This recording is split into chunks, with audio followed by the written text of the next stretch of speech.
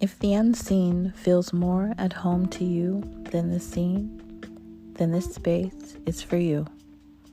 Here on Illuminate Your Truth, the spirit world is valid. I'm your host, Elena Isis. Let's dive on in.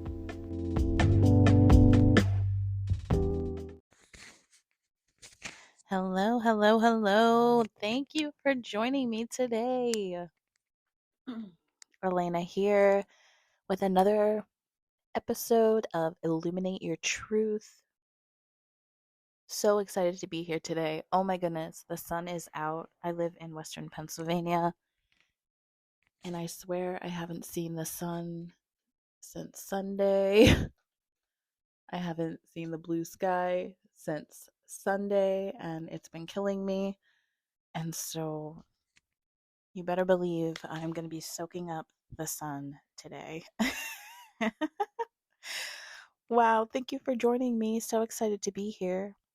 So, first, let's dive into some life updates on my end. I really just, like I said, I've kind of put my business, it's not on hold, but I'm definitely not doing any kind of service work or client work right now. I've really just been diving into healing myself and doing a lot of like self discovery. And next week, I have a really exciting ceremony in store for me. I'm going to be doing a San Pedro ceremony. And I am just so excited. So, this is called like a grandfather medicine. I made a episode previous to this one about an ayahuasca ceremony that I recently had gone on. And that, it's interesting because they call ayahuasca grandmother medicine. And, you definitely understand why when you take it because she definitely has a very grandmother like energy. So I'm really excited to feel and experience grandfather energy. I've been doing a lot of work with my grandfathers on my lineage and on my maternal lineage line. And so I feel like I know why I need to take the plant medicine, like what I need to learn, but usually when you're in the ceremony, it kind of just takes over and tells you what you need to hear, do, understand, see. So I'm just really excited about that. Like I said, I'm going to be doing that next week. So, yay. All right, what are my current obsessions for this week? So number one, speaking my mind. I've been like so blunt recently that I just like cannot stop myself.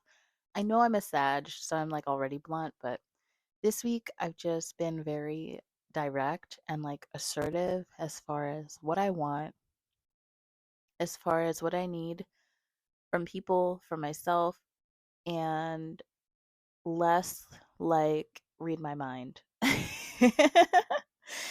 And it's actually doing me really good. So I'm really, actually, really happy about that. Another thing is I started dancing more, and I'm actually like taking taking a workout class, which I've actually like found to be really fun. Like I really like the instructor. She's a blast. I'm shaking my butt. I'm stretching. I'm also doing Pilates. I'm doing bar. It's just like literally everything that I want. And so I really think I'm going to be doing that more. The movement is just so important for me and my spiritual practice. Like it is such a good release of negative energy. And so I really feel like I need to be doing that more. And so, yeah, just dancing more and working out. My third obsession is a neti pot. I don't know if you have a neti pot, but if you don't, you should get one because I'm telling you, my sinuses are grateful. I've just been going back and forth with sinus stuff. And I just love using a neti pot. It really does help clear out your sinuses. And I just really feel clear and I really feel like I'm like taking care of the problem. It's actually healed my sinuses a lot. I usually have this issue in the winter. And so now we're coming into spring, and allergy season, all that stuff. I say get a neti pot. It is just so good for your sinuses. And I'm just obsessed. I've been doing it in the morning or just like whenever I feel like I'm kind of blocked in my sinuses. I just love using it. Okay. And so the positive affirmation for today is I am more than my indoctrination or programming. I am more than my indoctrination. I am more than my programming. And I really chose this one of today's topic, because today's topic is all about motherhood and spirituality. Motherhood and spirituality. That's the focus for today's episode. I've been wanting to speak on this topic for a while, and so I'm really glad that I can just kind of get down to it. So let's do it. Motherhood. Okay, so like whenever I turned into a mother, I had such problems finding how I could incorporate spirituality into it, because as a new mother, it's really, really hard to find yourself again. You have to discover who you are after baby, because you're not the same person you were before baby. But you also have somebody that you're looking after while you're trying to find yourself again, and they could need you 100%. And so it could be really, really tough. The first few months are going to be hard. Like, you're probably going to feel really lost. I felt so lost, and I felt a little bit of resentment, because I was like I literally, like, I I had never felt that feeling of having to take care of someone, and that person literally like feeling like that person required more than you were capable of giving yourself. And at that point, I wasn't really doing a lot of self care. And so I wasn't really filling up my cup. So I was dedicating all my time, energy, efforts to baby and not myself. And I really feel like I struggled because I lost myself. And whenever I lose myself in those moments, I drop spirituality, I drop my practices. I didn't know what to do. Like, I couldn't, it was almost like I couldn't find time for myself to even be still in the stillness and find who I was, because I literally was just broken. Managing the baby, managing yourself, physical emotions of the baby, physical and emotional, emotions of yourself, just trying to be okay. It's hard. So, right now, I just decided to come up with some steps if you are new to motherhood and you are trying to find ways that you can bring your spirituality back. I got you, boo. All right, let's start. Okay, step number one, you need to start blocking out some time for yourself. And I'm talking about alone time outside of the house. Try going on some solo dates. This could be a spa day. You could be getting your nails done. You could go to a salt lounge. You could go to a sound healing session. You could go to the park. You could sit in the car in a parking lot for 2 hours. It's whatever you have to do to just be alone. Get a bite to eat, get a coffee, get out of the house, and be by yourself. You need to heal. And you're only going to find yourself in your alone time. All right. That's when it's quiet. So start blocking out some time for yourself. However you got to do that, however you got to make that happen, make it happen. Next, go on an adventure. You could go on an adventure in your spare time. You could meditate, you could do skincare, do any type of self exploration. You could journal. Journaling was really, really great. I would choose, you can go on Pinterest and choose different like self development questions regarding the topic that you want to go into. So, you could journal. That's a huge way of finding out who you are now, you know, and going deep into yourself, doing some shadow work never hurt anyone, maybe doing some inner child work never hurt anyone. I really like going to sound healing sessions, so anytime that I resonate with a sound healer, I will go do that. I really like using tuning forks. They really help to clear your energy. But you just want to be alone. Like, you need to just be alone. And for me, I was able to get a babysitter twice a week. And so my kids are watched twice a week.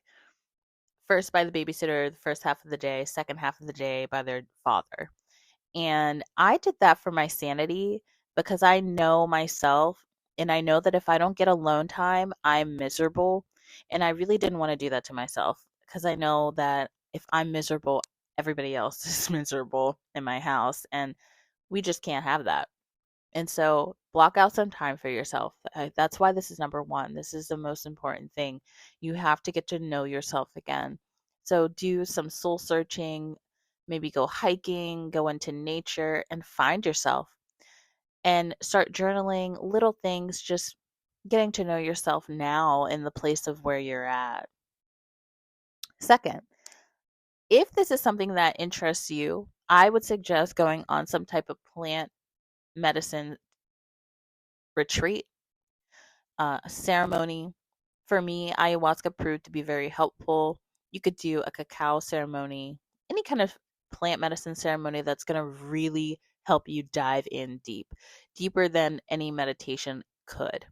You want to go and experience things that are bigger than yourself. Like whenever you go on an ayahuasca journey, you're going to have ancestors come to you, you're going to have spirit guides come to you, and you're just going to be really open and receptive to receiving their messages.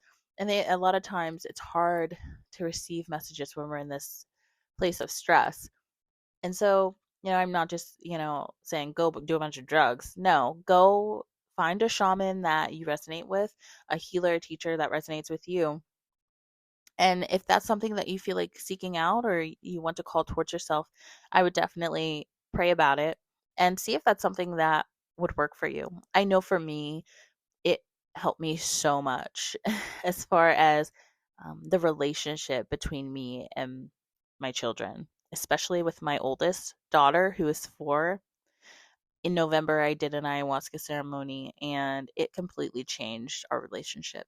And it made me a better mom. I'm not even gonna lie. I mean, it didn't make me a better mom. I still had to do the things that it told me that I needed to do, but it gave me the breadcrumbs to follow and the puzzle pieces to put together so that I could, and the steps so that I could start to heal our relationship. And boy, have we. Henceforth why I'm doing the San Pedro ceremony next week, because I've just seen so many great results as far as my relationship with not only my children but my husband. And so if you can do that, I definitely suggest doing that. It's just a deeper way of exploring yourself and your spiritual self, getting to know yourself better. All right. So if you are a spiritual person, which you probably are if you're listening to this podcast, um, you probably have your own spiritual practices, and you've probably had your own spiritual practices before you had baby. Now, after baby, it's different. Okay. Like altar stuff goes in the closet sometimes because baby's trying to eat your candles, eat your salt. Like you can't just have your altar stuff all around the house. It's different. And I was like, how am I supposed to do my spiritual practices? A lot of my spiritual practices involved physical things that I needed to be doing. Whenever you have baby, that changes. I mean, you are still able to do that, but it looks different.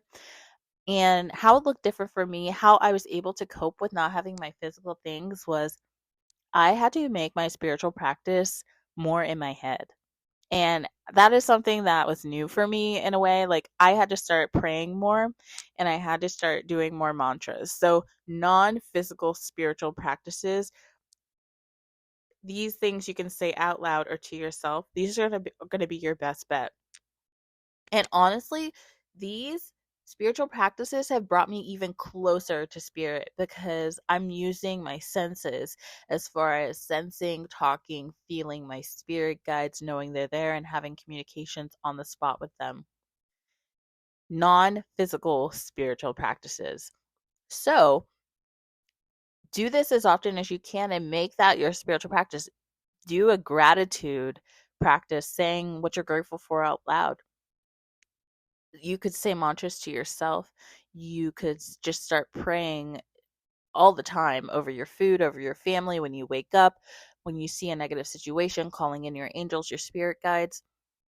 This leaks over into the next one, which is meditation and journey work. This is also a well, actually, it's kind of physical because you have to go into that space. So let's say this is different.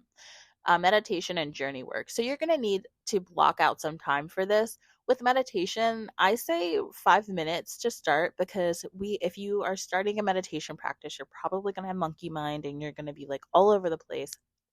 Start with a 5 minute meditation practice where you're just focusing on your breath. It can be really difficult at first, but it'll start to get easier with time.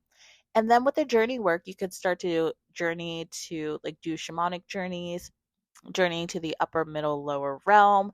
You could do some guided meditation journeys, anything like that. Great for your spiritual practice. Another thing we can do is listen to music. Now, listening to music is so important for healing. It allows us to really tap into different emotions that we may be feeling or may not be know that we're feeling. And I think that it's really important because it also invokes dance. And I feel like dance is such a beautiful way to transmute darker negative energy. And so start listening to music, play it over a speaker or put headphones in and just kind of go at it. Just allow your body to just move. Now, this is actually something you can do with your children. I really like to have quick dance parties sporadically throughout the day with my kids when I'm home, and they really enjoy it. I will blast some of my music and then I'll blast some of their music and then we'll just be dancing. It's a great workout. It's a lot of fun. And it allows you to just express yourself in that moment, free form, not caring what anybody thinks. Your kids don't care. They're not judging you, hopefully. And, you're just having fun. But it's a great way to connect with your body and yourself, which is something that you need to be doing, because we need to fall in love with our bodies again, maybe get a really tall mirror. I went to Walmart and I got this $7 mirror. It's just like a closet mirror. It's really tall and skinny, but I can see my whole body in it. And whenever I'm dancing, I just put that mirror up and I just look at myself and I'm just like, yeah, you're hot. Yeah, okay. Even if I don't feel super hot, I'm telling myself that, you're hot. Okay. This is also a form of mirror work, but we'll get into that in another episode. But this is definitely something you can do. Listen to music and get that emotion and those feelings flowing and going. It's really going to help you connect with yourself on a physical level, and a spiritual level, and an emotional level. And it's fun, which is even better. So like I've learned that, children, it's being a parent is just like one of the hardest jobs I've ever had in my entire life. And I've done a lot of work. I mean, I've done a lot of work with people. And this is definitely one of the toughest things. I feel like parenthood brings out all of your shadows, and whatever triggers you with your kid, it's so important to look at that and to be like, okay, that's what I need to heal within myself. This shift is huge.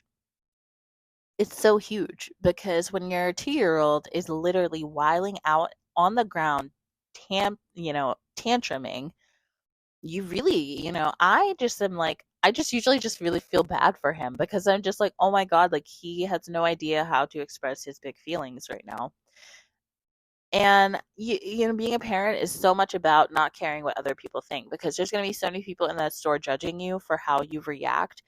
But if you react in a sweet way and you allow space for that child to express themselves in that moment, you may have to pick them up and put them in the cart at some point, but not being embarrassed about it, because there's no reason to be embarrassed.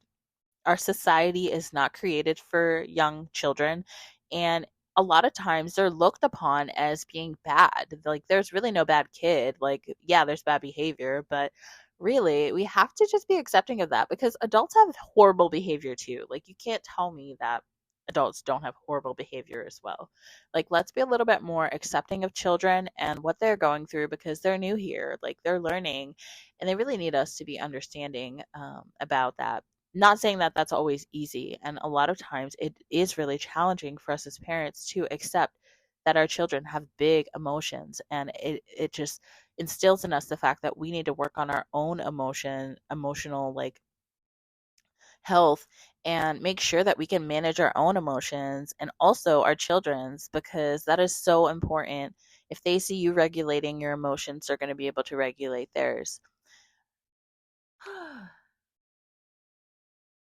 That deserved a really nice breath. And on to my next point. One thing that I've learned being a mom is like how important compromising is.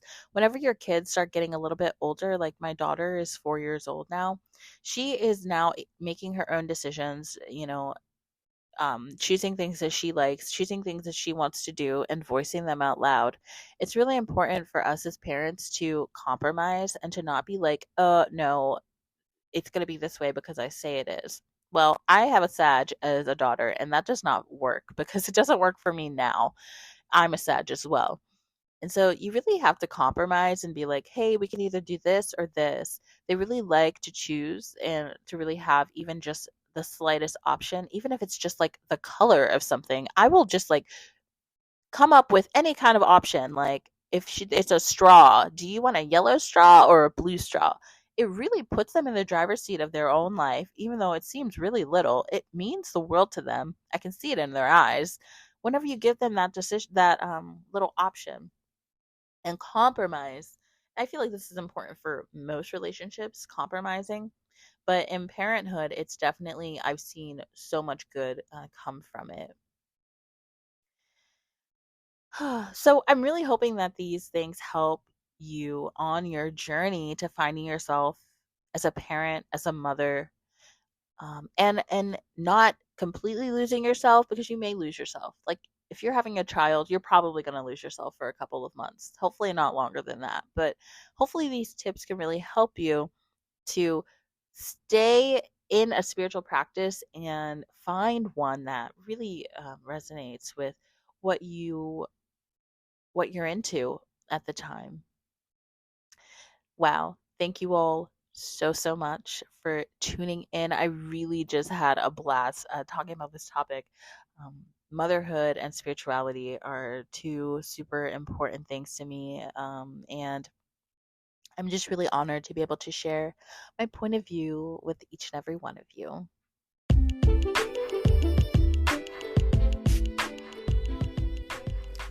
Be sure to subscribe to my show, Illuminate Your Truth. And if you would like to rate my show or leave me a review, feel free to do so. I really appreciate all these things. They just help me on this journey of growth and self-discovery. Grateful for every single one of you for tuning in. And I hope that you have a wonderful, wonderful day. All right, bye for now.